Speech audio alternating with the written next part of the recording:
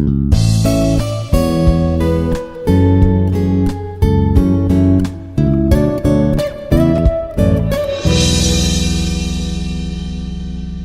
is Dr. Padmu, Assistant Professor, Department of Physics, Institute of Aeronautical Engineering, Hyderabad. Today I am going to discuss about the resistance of the diode and the junction capacitance. So, the topics to be covered in this session are resistance of the diode. In the resistance of diode, we will discuss about the what is DC or static resistance, what is AC or dynamic resistance, and we will discuss about the junction capacitance. These are the topics going to be covered in this session. PN diode resistance level, PN junction diode resistance level. The resistance of a PN diode changes when the operating point moves from one region to another region. So the resistance of a PN diode changes when the operating point moves from one region to another region. For example, this is the PN junction diode forward bias VI characteristics or IV characteristics. So this is voltage and this one is the current. So this is the VI characteristics of the forward bias of the PN junction diode. Here the resistance of the diode changes by operating the point from one region to another region. For example, if you take the point from here and here, in this region the resistance will be variable. So moving from one point to another point, the resistance also changes. So the resistance level of PN diode is determined by the type of the applied voltage or signal. So the resistance level of the PN junction diode is determined by the type of the applied voltage or signal. So three different levels. First one is the DC or static resistance. DC or static resistance. Second one is AC or dynamic resistance. And third one is the average AC resistance. So the resistance of a PN junction diode changes when the operating point moves from one region to another region. So the resistance level of PN diode is determined by the type of the applied voltage or signal. Three different levels are there. First one is the DC or static resistance. Second one is the AC or dynamic resistance. And third one is the average AC resistance. DC or static resistance. DC resistance is also called as the static resistance. Application of DC voltage to a diode circuit will result in an operating point that will not change with the time. So application of DC voltage to a diode, application of a DC voltage to a diode circuit will result in an operating point that will not change with the time. Resistance measured at the operating point of the diode circuit is defined as the DC resistance. So the resistance measured at the operating point of the diode circuit is defined as the DC resistance. So application of DC voltage to a diode circuit will result operating point that will not change with the time. The operating point will not change with the time. So the resistance measured at the operating point of the diode circuit is defined as the DC resistance. Static resistance is defined as the ratio of the voltage drop. Ratio of the voltage drop is Vd across the diode and the current flowing through it. The current flowing through the diode will be Id. So the static resistance, the dynamic resistance Rd equal to Vd by Id. Vd by Id. So static resistance is defined as the ratio of the voltage drop Vd across a diode and the current flowing through the diode, that is Id. So Rd equal to Vd by Id. This is the DC or static resistance. So here Vd is the voltage, dynamic voltage. Here Id is the diode current. Vd is the diode voltage. Id is the diode current. So Rd equal to Vd divided by Id. Vd divided by Id. Forward bias. DC resistance level at the knee and below. will be greater than the resistance levels obtained for the vertical rise section of the characteristics. In forward bias, DC resistance levels at the knee and below will be greater than the resistance level obtained for the vertical rise section of the characteristic. Resistance levels in the reverse bias region will be neutrally be quite high. In reverse bias, the resistance levels are high because the current will be low. In reverse bias, the resistance levels in the reverse bias region will be quite high. The lower the current through the diode, the higher the DC resistance level. So in the diode, the current is lower means it has the higher DC resistance level. So resistance level in the reverse bias region will be very high. The lower the current through the diode, the higher the DC resistance level. If the current I is low means the DC resistance will be high. The DC resistance will be high. Second one is the AC or dynamic resistance. AC or dynamic resistance. If a sinusoidal input is applied, a specific change in current and voltage can be observed. A specific change in current and voltage will be observed. This is due to shifting of the instantaneous operating point up and down a region of the characteristics. This is due to the shifting of the operating point from up and down region of the characteristics. With no applied varying signal, the point of the operation would be the Q point determined by the applied DC levels. So AC or dynamic resistance. AC resistance is also called as the dynamic resistance. If a sinusoidal input is applied, a specific change in the current and voltage can be observed. This is due to the shifting of the instantaneous operating point up and down in a region of the characteristics. With there is no applied varying signal, the point of operation would be the Q point determined by the applied DC levels. AC resistance and diode current equation can be written as dID by dVd equal to d by dV of Is into exponential of kVd by kVd by Tk minus 1. So the AC resistance and the diode current equation can be written as dID by dVd equal to d by dV of Is exponential of e power kVd by Tk minus 1. dID by dVd equal to k by Tk into Id plus Is. In general, ID is much greater than IS. In general, the ID is much greater than IS. Then dID by dVd is similar to K by Tk into ID. So in general, the condition is ID is much greater than IS. In that case, dID by dVd can be written as dID by dVd is similar to K by Tk into ID. Substituting eta equal to 1 for germanium and silicon in the vertical rise section of the characteristics. If you substitute eta equal to 1 for germanium and silicon in the vertical rise section of the characteristics, K equal to 11,600 divided by eta. That equal to, in the place of eta, we are substituting eta equal to 1. 11,600 divided by 1 equal to 11,600. 11,600. And at room temperature, if you take the room temperature, Tk equal to Tc plus 273 degrees. So that equal to 25 plus 273 equal to 298 Kelvin. If you take the room temperature, take Tk equal to Tc plus 273, that equal Tc is the 25 degrees plus 273, that equal to 298 Kelvin.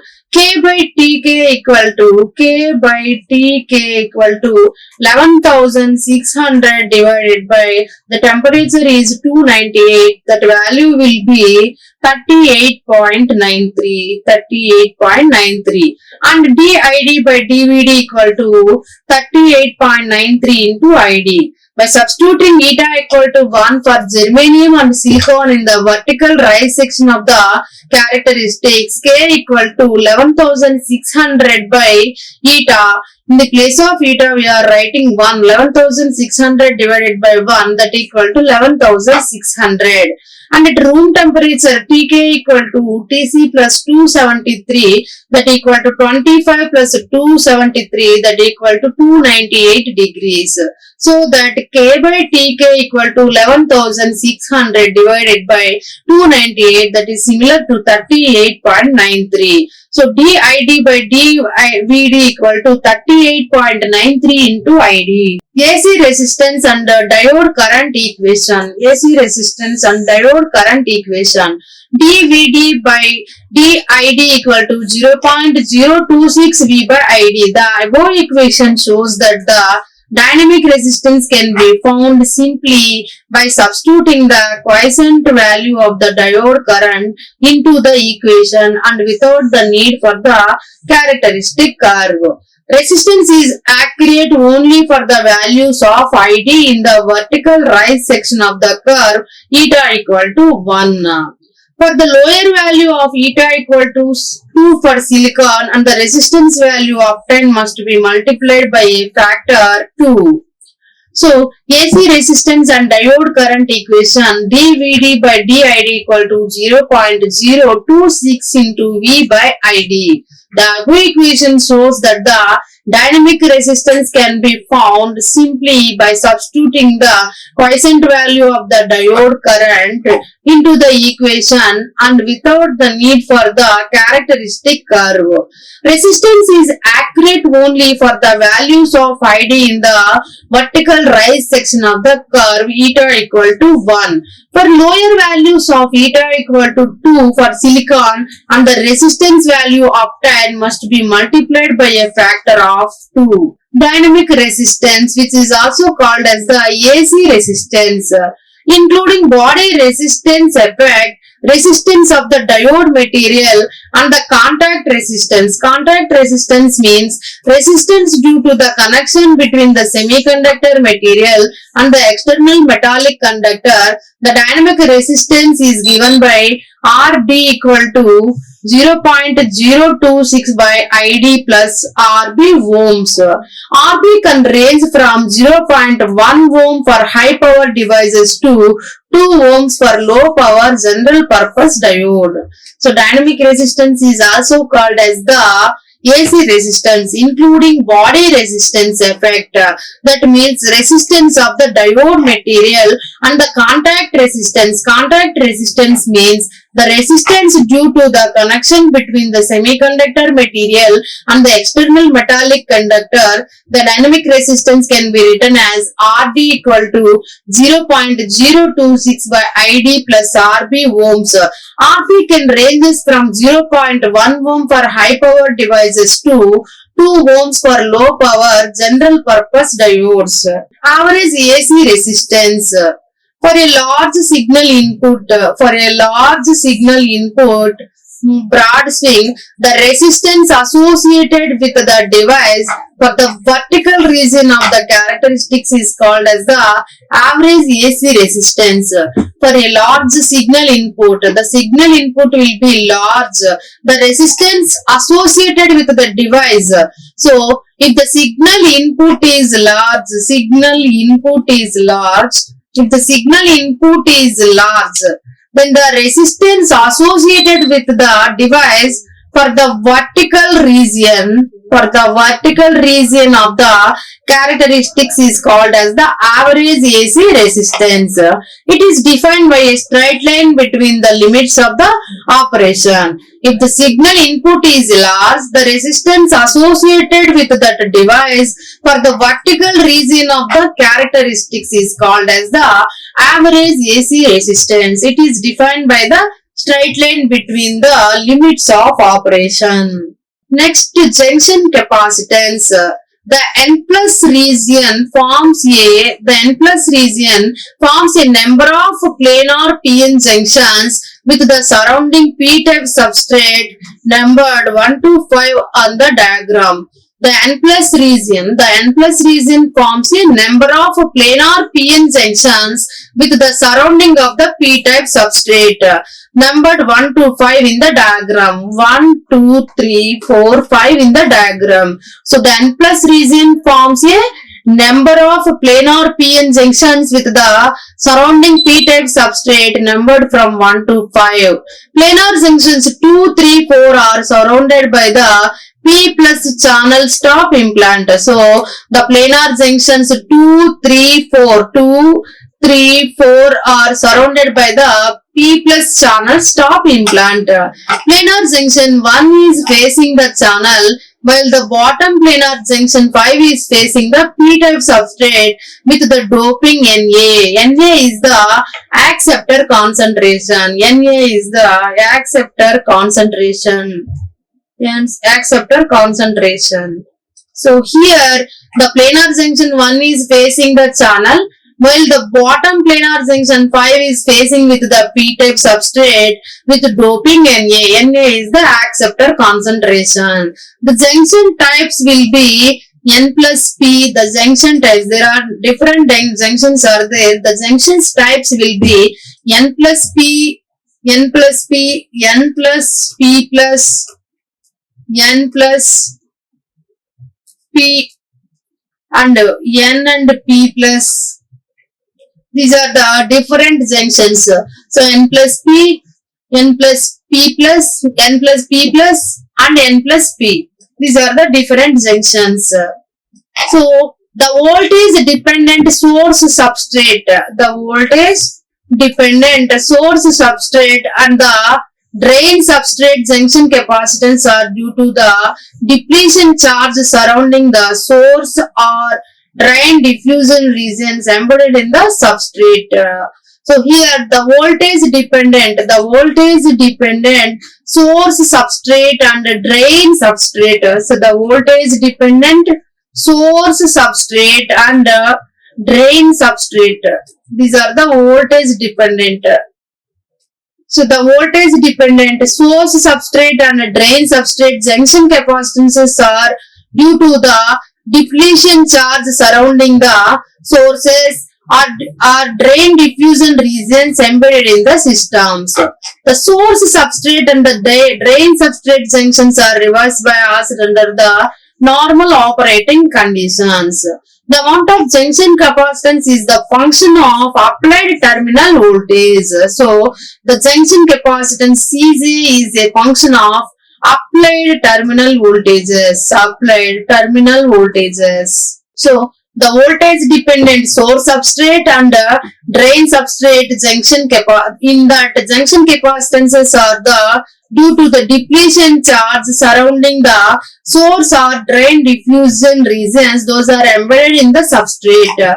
The source substrate and drain substrate junctions are reverse biased under the normal operating conditions.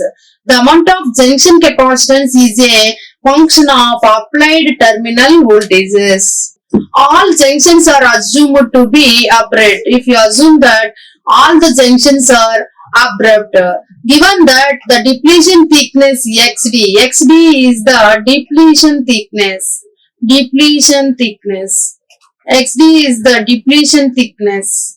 So the depletion thickness XD, we can compute the depletion capacitance of the relative biased abrupt PN junction. We are assuming that all the junctions are abrupt, then the depletion thickness XD, we can compute the depletion capacitance of the reverse biased abrupt PN junction. So the depletion region thickness XD equal to the depletion region thickness XD equal to square root of 2 epsilon Na plus Nd by Na into Ne into pi naught minus V. Here Na and Nd are the N-type and P-type doping density. Na is the acceptor concentration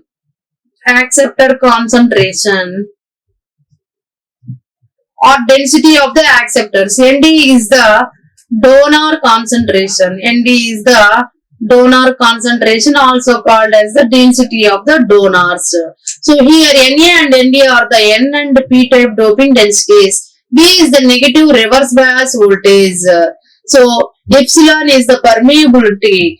V is the voltage. Then the barrier height pi naught equal to Kt by Q into Ln of Na into Nd by Ni square. So all the junctions are assumed to be abrupt. Then the depletion region thickness can be obtained xd equal to square root of 2 epsilon silicon Na plus Nd divided by Na into Nd into pi naught minus V. Here Na and Nd are the acceptor concentration and donor concentration for the N-type and P-type regions. Then pi naught can be written as Kt by Q into Ln of Na by Nd divided by Ni square, where K is the Boltzmann constant. T is the temperature. And Q is the charge. And Ni is the number of electrons. So pi naught equal to Kt by Q into Ln of Na into Nd by Ni square. The junction is forward biased for a positive voltage V and reverse biased for a negative voltage V. The junction is said to be forward biased for a positive voltage V and reverse biased for a negative voltage V. The depletion region charge stored in this area in terms of XD. XD is the depletion thickness. Then Qj equal to AQ into Na into Nd divided by Na plus Nd into Xd, that equal to A into square root of 2 epsilon Sq Na Nd by Na plus Nd into pi naught minus V. So if the junction is forward biased for a positive voltage V and reverse biased for a negative voltage V, the depletion region charge stored in this area in terms of XD. Qj equal to AQ into Na plus Nd by Na plus Nd into Xd, that equal to A into square root of 2 epsilon Q Na Nd by Na plus Nd into pi naught minus V. A stands for the area of the junction. So where A is the area, junction area or area of the junction. The junction capacitance associated with the depletion region defined as the Qj equal to AQ into Na into Nd by Na plus Nd into Xd equal to A into square root of 2 epsilon Sq into Na Nd by Na plus Nd into pi naught minus V. If you differentiate the equation describing the Qj with respect to the bias voltage, describe Qj. Qj is the junction capacitance with respect to the bias voltage, we get the Cj. So by differentiating the equation with respect to the bias voltage, we get the junction capacitance Cj. We can write the junction capacitance Cj, Cj of V equal to A into square root of epsilon silicon Q by 2 into Na plus Nd by Na into Nd by Na plus Nd into 1 by square root of pi naught minus V. So the junction capacitance can be written finally as Cj of V equal to A into square root of epsilon Q by 2 into Na into Nd by Na plus Nd into 1 divided by square root of pi naught minus V. If the zero bias capacitance is Cj0, zero bias capacitance Cj0 equal to epsilon silicon Q by 2 into Na into Nd by Na plus Nd into 1 by pi naught. So in the place of V will be 0. So if zero bias capacitance means V equal to 0, then the zero bias capacitance can be obtained Cj0 equal to square root of epsilon s q by 2 into Na into Nd by Na plus Nd into 1 by pi naught. So m is the gradient coefficient. So in a more general form as the junction capacitance as a function of voltage can be written as A into Cj naught into 1 minus V by pi naught whole to the power of m.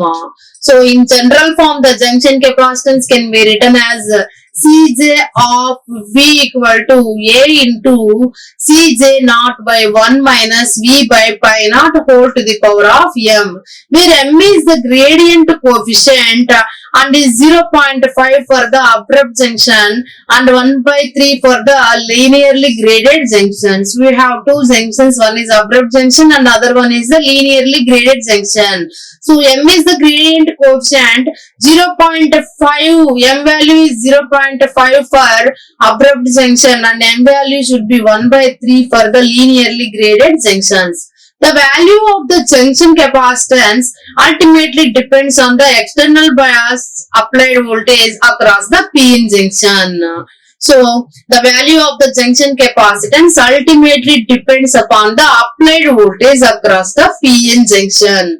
So, the junction capacitance can be written as Cj of V equal to A into square root of epsilon Q by 2 into Na into Nd by Na plus Nd into 1 by square root of pi naught minus V. So if zero bias capacitance means V equal to 0, then the zero bias capacitance can be written as Cj naught equal to square root of epsilon S Q by 2 into Na into Nd by Na plus Nd into 1 by pi naught. So, in general form, the junction capacitance can be written as Cj of V equal to A into Cj naught by 1 minus V by pi naught whole to the power of m. Here m is the gradient coefficient. M value will be 0.5 for the abrupt junction and 1 by 3 for the linearly graded junction profiles.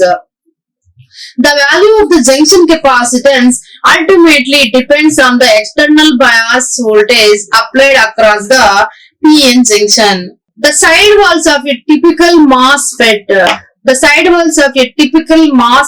source or drain diffusion regions are surrounded by a P plus channel stop implant having a higher doping intensity than the substrate doping intensity Na. So the side walls of a typical MOSFET, if you take MOSFET, the side wall of the typical MOSFET, source or drain diffusion regions are surrounded by a P plus channel implant. So P plus channel stop implant having a higher doping intensity than the substrate doping intensity A. The sidewall zero bias capacitance is Cj0SW. So the sidewall zero bias capacitance can be written as Cj0SW and will be different from the previously discussed junction capacitance. So the sidewall zero bias capacitance will be different from the general junction capacitance. The zero bias capacitance per area can be found as Cj naught SW equal to square root of epsilon Q by 2 into Na sidewall into Nd divided by Na sidewall plus Nd into 1 by pi naught into sidewall. So here The sidewall zero bias capacitance will be different from the junction capacitance. So the zero capacitance per unit area can be found as the Cj0 SW equal to square root of epsilon s q by 2 Na into Nd by Na plus Nd into 1 by pi naught, where NaSW is the sidewall doping density and pi naught SW is the built-in potential of the sidewall junction. So pi naught is the built-in potential, where NaSW is the sidewall doping density, pi naught SW is the built-in potential of the sidewall junctions. All sidewalls in a typical diffusion structure have approximately the same junction width Xj. So all the sidewalls in a typical diffusion structure have approximately the same junction depth Xj. So the zero bias sidewall junction capacitance per unit length is CJSW equal to CJ0SW into Xj.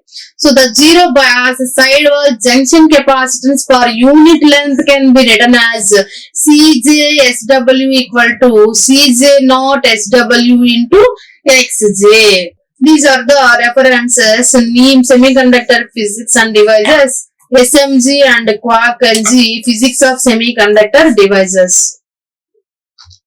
Thank you. Like, share and subscribe. Hit the bell icon for more updates.